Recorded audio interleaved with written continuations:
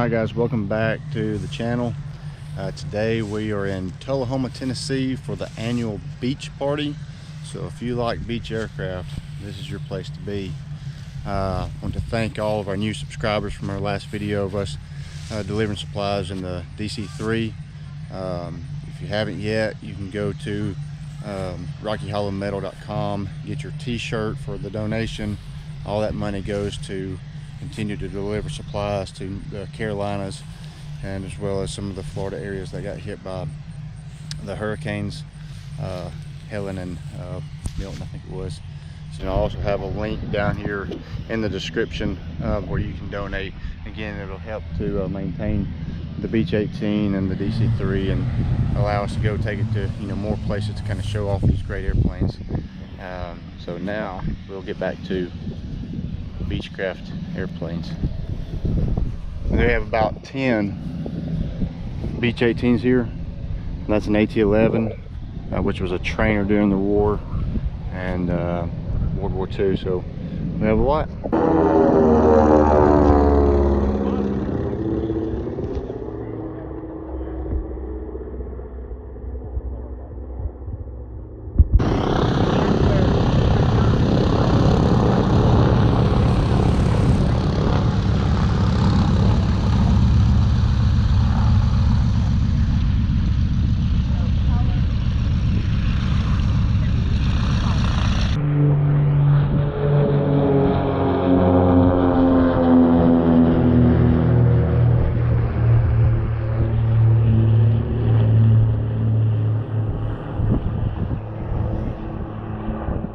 What are you eating, Trey? So yummy. Moville cookies and cream dough-tastic. I mean, look at that cookie. Look how thick. Turn it sideways when I say it. Look how thick that son of a gun is. Man, it looks really good. And I got chocolate candy bar. So this company, Moville Cookies and Cream, does homemade cookies. And then this Bluebell ice cream in them. Bluebell like hand form, and then sells them. Now it costs a couple of dollars, but Tullahoma, Tennessee, no Columbia, Tennessee. Oh, well, that's another reason to come to the Beech party in Tullahoma, Tennessee, is to get ginormous cookies that will guarantee to spike your sugar. So there you go. It looks good. I really have been around them, but I haven't been really. All right, so this is a twin Bonanza, which is not properly named, but it has a, look at that, it has a couch and a seat, and you fit 3 here, and the rudder pedals are in the middle because the throw-over yoke won't reach. Well, that's really why I had my sights on when I was thinking about this. And I just put the finger on the notes pads on. That's how it looks. What's out there back. And then you got this fancy steps.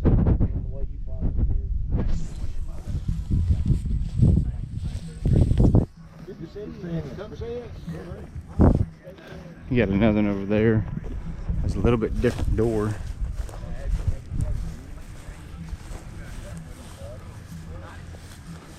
Twin Bonanza.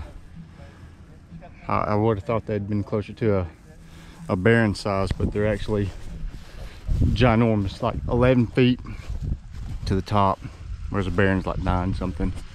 47 feet wide, I think he said. Can fit 7 people. Amazing. 285 horsepower aside.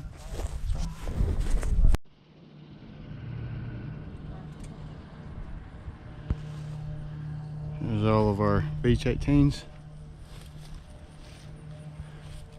And a bunch of Stagger wings here. Another row right down through there, Stagger wings. Got a good looking Baron right over here that I'll show you in a second. And more V-tails. I think there's more V-tails here than. We also had a Starship flying. There's only like 2 or 3 of those flying in the world, so it's pretty neat. A lot of V-tails, a lot of regular Bonanzas. Really, the bearings, there's not a whole lot of bearings here. There's only 1, 2, 3, there's 4, 5. All right, this bearing right here is a 56 TC. If you look how big this engine is and the scoop in here, these are 380 horsepower a piece. Yes, 380, whereas my 55 is 265 a side. So like 115 extra horsepower. Bigger engine, bigger scoop. Top speed of like 300 miles an hour. Some had the little winglets here. This one does not. This has got the short range bladder. Well, it's got 89 usable, so still the same range. But and then you've got this really good looking bearing here. I mean, it's a beautiful paint scheme, and it's a B55. One thing about that's unique about this one is instead of the fuel sight glass that we have, they actually have a fill neck here and one here also. So there's two independent fuel bladders, and I'm guessing they're going to be controlled inside the cockpit. And then you also have a eye slot here, whereas ours only has an eye slot on the other side. So there's a V-tail coming in.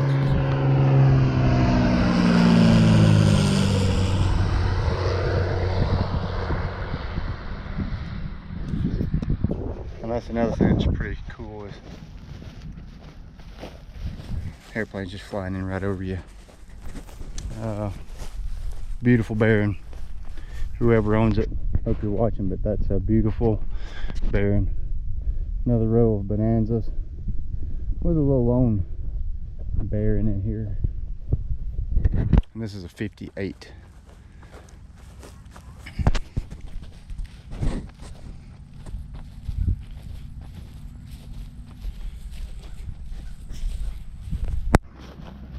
Alright, and this is a Bird Dog. They used these airplanes in Vietnam and Korea as like a like a recon scout kind of deal. I was told that they used to have like 50 caliber machine guns underneath the wings, and that was actually too violent for the wing. It messed the wing up, so then they swapped over to the Zuni rockets to either carry, you know, explosive ordnance on them or smoke for marking. But pretty cool little Bird Dog with the Zuni rockets underneath the wings. Little ADF antenna.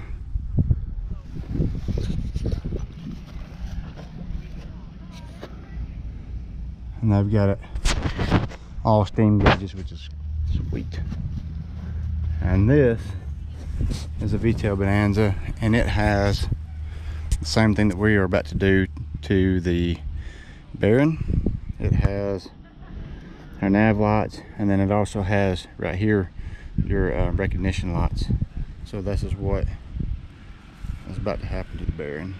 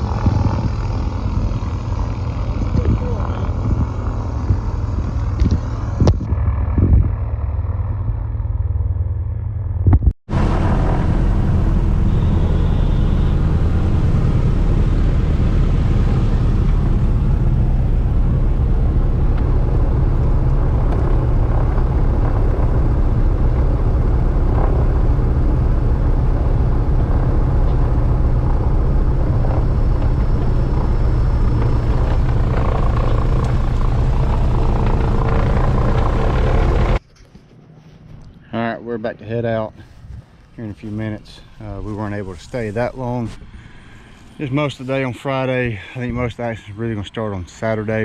And then a row of Beech 18s. You got trays off there in the back, and then they go all the way down here.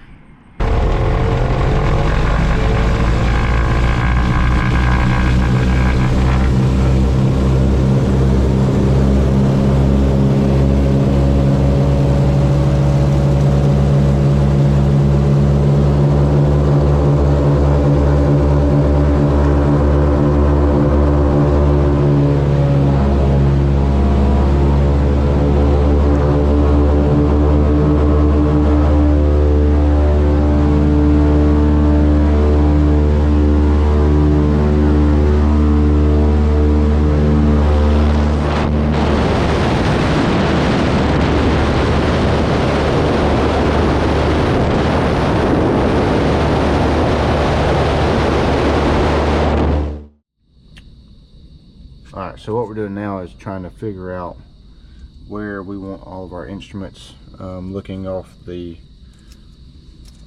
old picture from way back when, and then figuring out what we have in it now.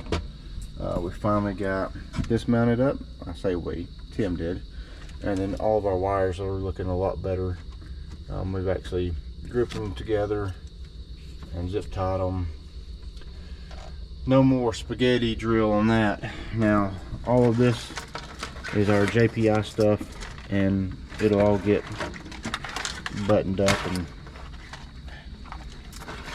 cleaned up and actually zip tied up, and it'll be looking nice. And all this is our autopilot stuff here.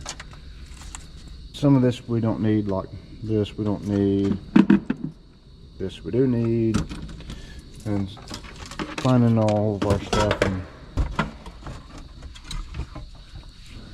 this is why I should have never decided to put a flat panel in it. It's a pain in the butt. Huge pain.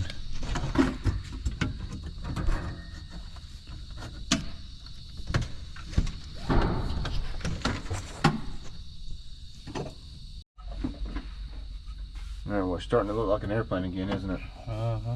Slowly but surely. The problem is we're having to go through here and make sure our tolerances are the same, like way back up in here, and all the hoses that are running are out of the way, not going to bind up on any control surfaces.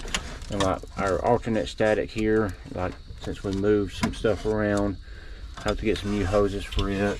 So that's the difficulties, or the problems you have to work with changing panels out and stuff.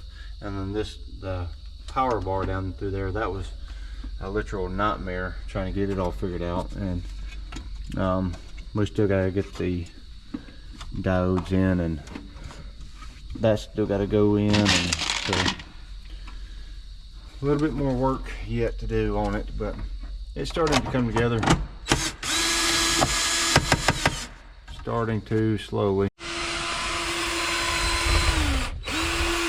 So Tim and I have always said, if it's worth doing once, you might as well do it how many times? 2 or 3 times. And so, what are you doing right now, Tim? I'm doing it a second time. He's doing it a second time because we forgot to put, alright, so right behind here is your phenolic yoke. Phenolic yoke, there you go. And phenolic yoke. And so that goes behind our instrument panel. Well, and we forgot to do it here, so we're having to pull the panel back out and then put our, where did it go? The little ring. Yeah, and put this behind there. So this little piece is causing us all this little problem. We gotta take that out. And then now we got to take our hoses loose. Oh my God. Because he's an inch too short. And so, is that the right direction too? I don't know, I better check that before. Yeah, you might want to check that.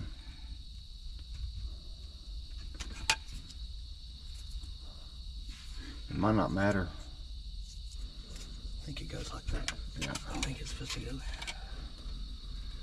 Yeah, I would too. Alright.